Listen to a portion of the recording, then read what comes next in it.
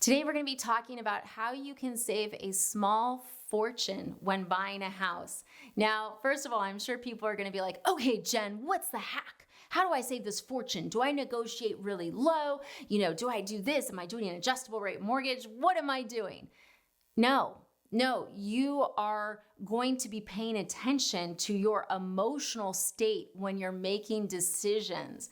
I know there's someone going, wah, wah. Seriously, let's talk about it. So the first place where I see people just make terrible decisions is in their choice of lender or real estate agent. And it's a terrible decision because they're not making one. They're showing up to an open house. Oh my gosh, I love the house. And this gal right here says she'll write the offer. Yay. Whoa. That gal right there, is she a good negotiator? How long has she been in the business? Is she going to be able to provide comparable sales? Can she get you a better deal? Who knows? You don't know. You didn't research her. You're emotionally reacting, right? Same thing with the mortgage. The mortgage, it can be a couple different things. You can have a real estate agent recommending someone so you feel trust. But did you verify? Verify, then trust. Okay. Or it could be my family member recommended them. I was actually reading a horror story on Reddit recently, and I was like, how did you find this lender? My friend recommended them.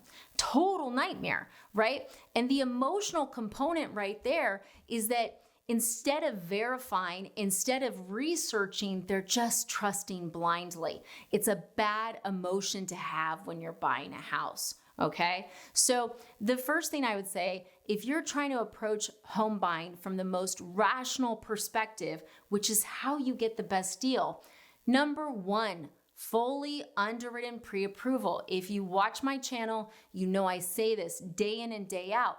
And sometimes people go, well, Jen, you're a mortgage lender trying to get business. Guys, I'm a mortgage lender who could get business not doing a fully underwritten pre-approval. Fully underwritten pre-approvals are way more work for myself and my team, and we don't get paid to do them. But I think they are such a benefit and a value that we do that for you. Okay, very important, because look, it would be a lot easier if I just said, yeah, just fill out the app. Here's a letter. Good luck, right? It's terrible, but that's what people do. So number one, fully underwritten pre-approval. Do not start shopping until we've gone through what you qualify for, your debt to income and the payment and what to expect with closing costs. If you're working with a lender right now and they're not doing any of that, you need to break up, because you can't make a rational decision without this information, okay? It's so critical. Once you're comfortable with where the payment is, you've done a budget, at that point, you're researching real estate agents. And I can't stress it enough. The difference between a good agent and a bad agent, it's jaw-dropping. It's not a little. It's like, I use Houston as an example all the time. There's an agent I love there, Sahar. You've heard me talk about her before. She's amazing. She can negotiate stuff you can't even imagine. Whereas sometimes I hit real estate agents and I'll be like, hey, the buyer needs help with closing costs. Well, you can't get that in Houston. Really? I just saw her do it 9 times, right? There's a huge difference amongst realtors. It's experience, it's skill, but it's also mentality. Some people are born negotiators. Some people are afraid of their shadow. If I'm buying a house, I want to make sure that I'm working with a negotiator that understands the market, but is also charming, right? Because you don't want a negotiator that just beats the other people down, because you can lose the audience. You want someone that is persuasive, right? And that's the thing. You're like, this video is about how to save money buying a house. Yeah. Researching the agent can save you money on buying the house. Huge. Because if you have one person that's going to negotiate and one person that's not going to negotiate, what is that worth? It can be worth a lot. $5, $10, $15, $20, $50,000. It can be worth a lot. Okay. Now, the mortgage lender part we covered. You need to make sure you're working with someone experienced that will take the time to educate you, that has good reviews, but also that has competitive rates and fees. Rates and fees vary so much, especially with VA. Our VA buyers, I'm always like, oh my goodness, thank goodness we're working together.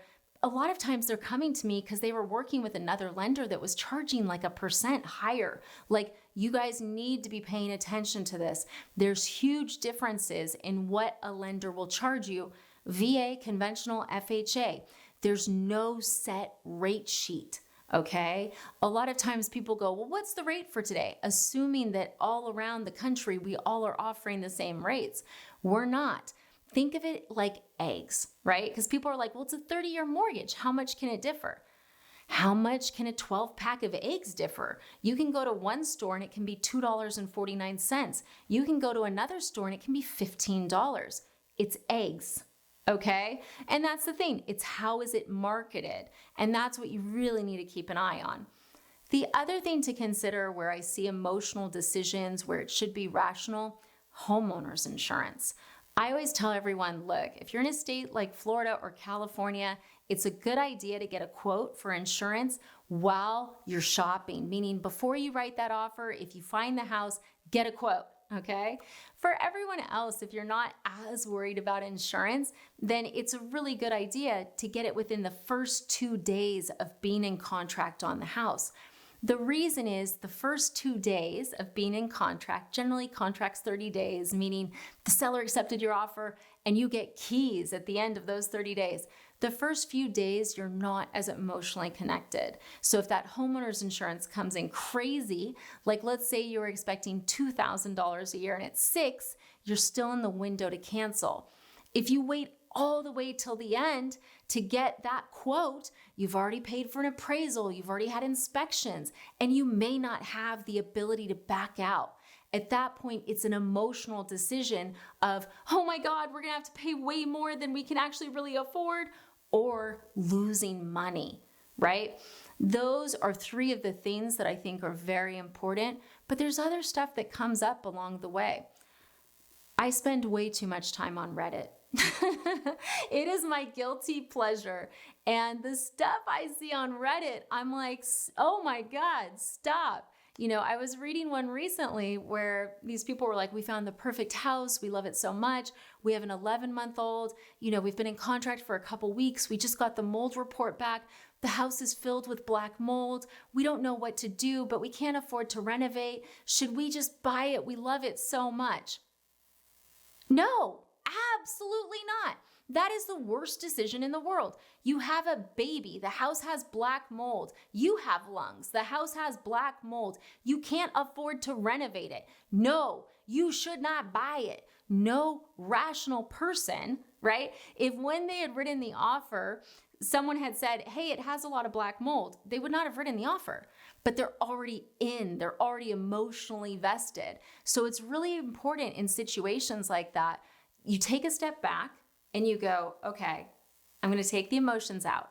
If I found out this news before I ever wrote an offer on this house, would I have written an offer on this house? And if the answer's no, then that's your sign to walk away. But you see a lot of people where they get emotionally connected and they're not stepping back and asking that question. Now, hopefully these people read my incredibly passionate comment and followed through. If not, they're going to be ending up with a multi-$100,000 project, $200,000, $300,000 project, all because they couldn't step back and take the emotions out of the situation. So look, buying a house, there's tons of emotions involved to begin with. But if you want to save money when you're buying a house, you need to make sure that you're not acting based on emotions or impulsiveness, right? Oh, I want to buy this house. I better get a realtor. I better get a lender. No research, and that you're making logical decisions. Because the bottom line is this: buying a house without doing research, without doing, any level of verification and letting your emotions run the process is a recipe for disaster. It's how people end up house poor. It's how they end up buying a house they can't afford in terms of maintenance. It's how they end up buying a house that bankrupts them.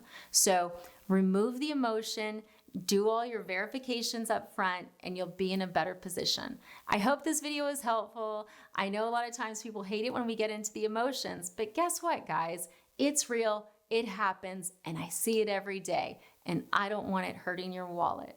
Thanks for watching.